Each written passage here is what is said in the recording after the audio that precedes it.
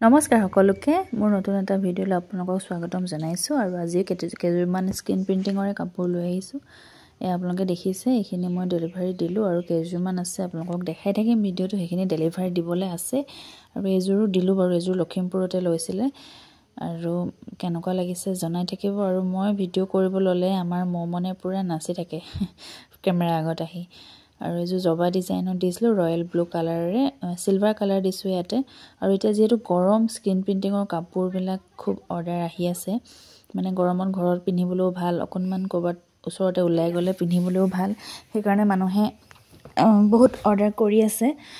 আৰু এযোৰ আছে আপোনাৰ ৰঙা কালাৰত আছে, এইটো ৰঙা ৰঙত আছে, দেখিছেনে আপোনালোকে।